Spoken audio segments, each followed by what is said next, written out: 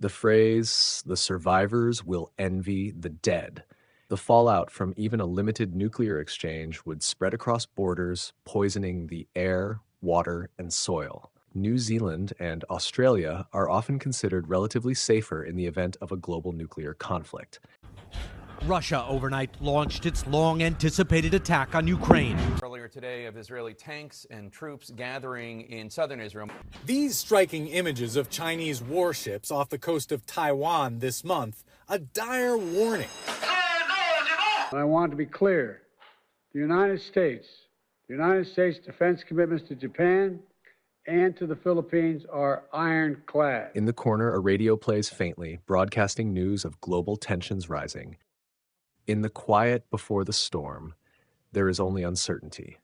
The clock ticks closer to midnight, yet we remain frozen in time. The threat of nuclear war has loomed over humanity since the early 20th century, a shadow we cannot seem to escape. But how did we get here? What does it mean to live in a world where the push of a button could wipe entire civilizations off the face of the earth? And perhaps most importantly, what is the future of this ever-present specter? The birth of the nuclear age. The story begins in the deserts of New Mexico in 1945, when the United States tested the first atomic bomb under the codename Trinity. The bomb's detonation signaled not only the end of World War II, but the dawn of the nuclear age.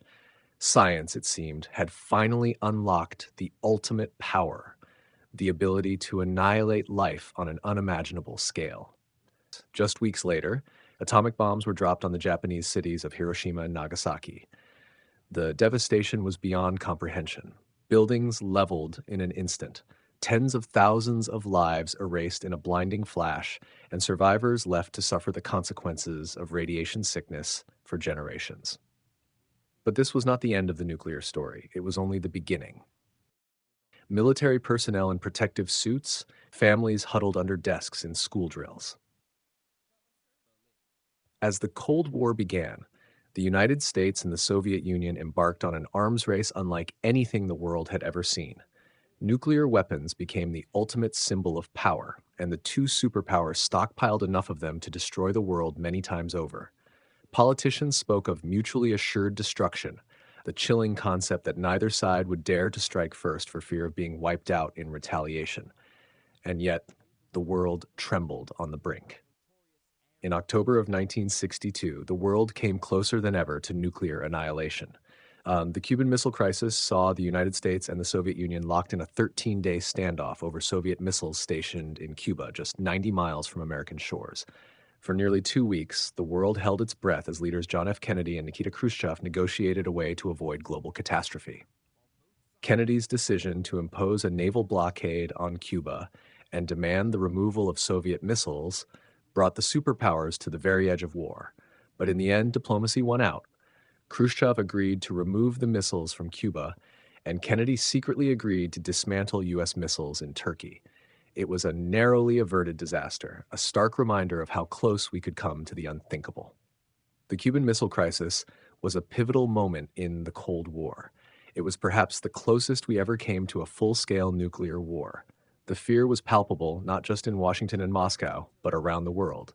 People genuinely believed that civilization could end in a matter of hours. With the end of the Cold War in 1991 and the collapse of the Soviet Union, many hoped the threat of nuclear war would fade into history. Both the United States and Russia began reducing their nuclear stockpiles through a series of treaties, such as the Strategic Arms Reduction Treaty. For a brief moment, it seemed as though humanity might be able to step back from the abyss. But even as the Cold War ended, the nuclear threat did not disappear. Countries like North Korea and Pakistan developed their own nuclear arsenals, adding new layers of complexity to global security. In recent years, North Korea has become a focal point of global concern. Under the leadership of Kim Jong-un, the country has conducted numerous missile tests, demonstrating its growing capability to strike targets far beyond its borders. The international community has responded with sanctions and diplomatic efforts, but the situation remains precarious. The prospect of a nuclear-armed North Korea is a stark reminder that the nuclear threat is not confined to the superpowers of the past. The existence of nuclear weapons is a threat to all life on Earth. The idea that any country should have the power to destroy entire cities, entire nations, with the push of a button is absurd. It's not just a matter of national security, it's a matter of human survival. As the nuclear-armed states continue to modernize their arsenals, the world faces new challenges. Advances in missile technology, cyber warfare, and artificial intelligence have raised fears of automated conflicts and weapon systems that could act without human oversight. The future of nuclear war may be unlike anything we've imagined. But what if the worst should happen? What if the world stumbles into nuclear conflict, whether through a deliberate act of war, a miscalculation, or an accident?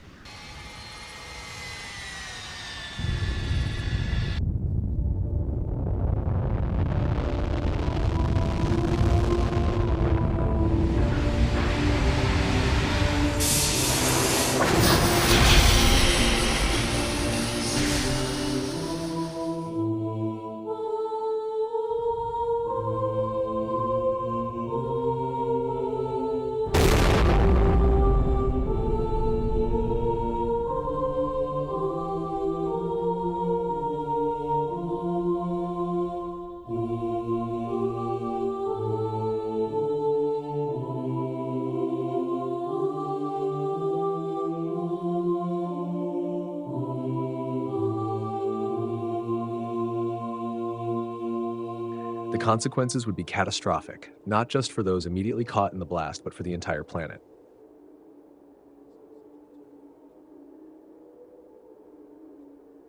The phrase, "the survivors will envy the dead," is a chilling sentiment often invoked in discussions about nuclear war, reflecting the horrific aftermath that those left alive would face.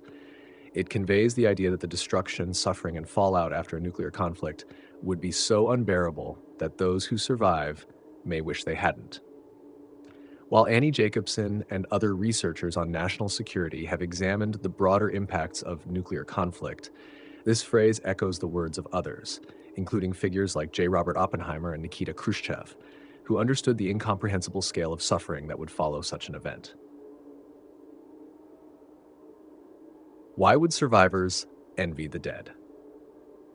After a nuclear war, survivors would face a series of catastrophic conditions that would make life nearly unlivable.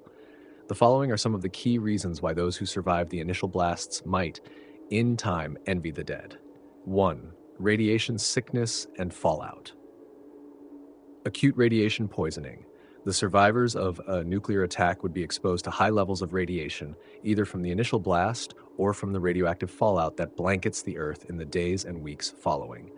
Acute radiation sickness, ARS, would cause intense suffering, leading to symptoms like nausea, vomiting, internal bleeding, skin lesions, hair loss, and organ failure. Many would die agonizing deaths over days or weeks, with no medical assistance available. Chronic radiation effects. Those who survive the immediate effects of ARS would still face long-term consequences of radiation exposure, including cancer, genetic mutations, and other debilitating illnesses that affect them and future generations. In the event of a large-scale nuclear conflict, the explosions would throw immense amounts of soot and ash into the atmosphere, blocking out sunlight and causing a phenomenon known as nuclear winter. Temperatures would plummet, leading to crop failures and mass starvation. The environmental destruction would last for years, making it nearly impossible for survivors to grow food or find clean water. Global ecosystem collapse. Plants, animals, and entire ecosystems would be destroyed by the heat and radiation from the blasts, followed by the prolonged freezing temperatures and darkness of nuclear winter. Survivors would live in a barren, toxic environment devoid of life. Food supply collapse. With the collapse of agriculture due to nuclear winter, survivors would face widespread famine. The lack of sunlight and the contamination of soil and water from fallout would mean that crops would not grow and livestock would die off. Those left alive would be scavenging for whatever resources remained, often in violent competition with others. Cannibalism. In extreme situations of starvation, history has shown that humans may resort to cannibalism. After a nuclear war, when food resources are gone and social order has collapsed, desperate survivors might turn to horrific means to stay alive, which could lead to further psychological trauma and moral decay. Total anarchy. The social and political structures that maintain order would collapse almost instantly. Governments would be incapacitated, communication systems would fail, and law enforcement would cease to function. In this post-apocalyptic world, survivors would live in a state of chaos where the rule of law is replaced by survival of the fittest. Violence, looting, and brutal competition for resources would be the norm. Loss of morality and humanity. With society in ruins, the concept of morality may deteriorate. Acts of violence, desperation, and cruelty could become widespread as people fight for their lives. The psychological toll of living in a lawless, brutal world would break many people, leading to further suffering beyond physical survival. The analysis of New Zealand and Australia being relatively safer during a nuclear conflict has been discussed by various experts, including those like Annie Jacobsen, who examine the strategic implications of nuclear warfare. These two countries' isolation in the southern hemisphere offers them some distance from the most likely targets of a nuclear conflict. Yet, as Jacobsen and other experts note, the concept of absolute safety during such a global catastrophe remains elusive. Geographic isolation, a natural shield distance from major nuclear powers. New Zealand and Australia are far removed from the world's major nuclear powers, which are mostly concentrated in the northern hemisphere.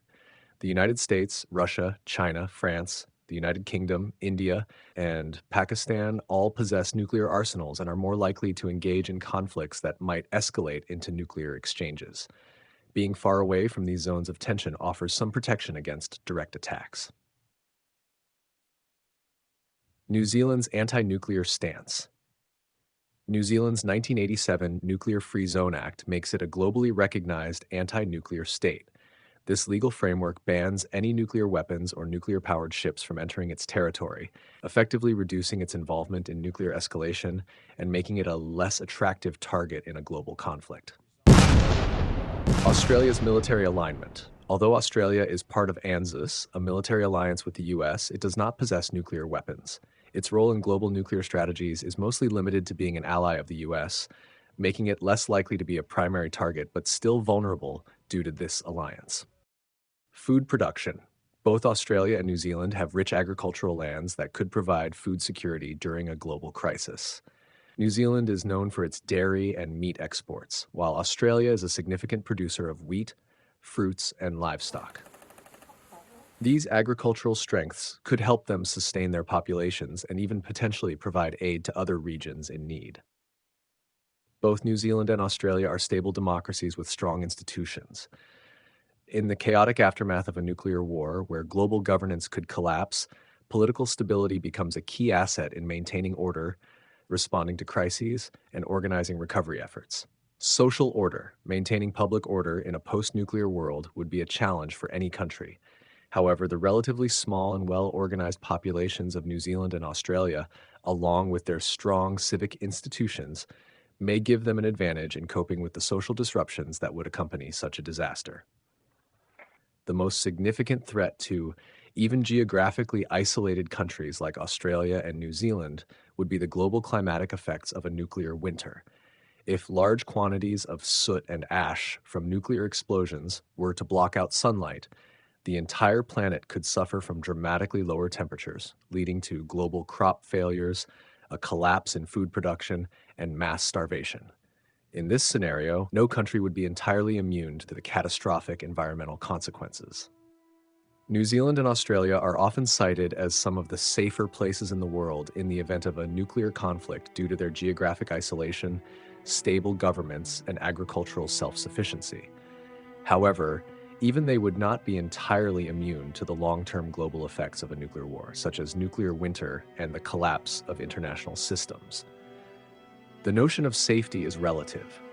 While they may fare better than countries in the direct line of fire, their survival would still be challenged by the far-reaching environmental and economic impacts of such a catastrophe.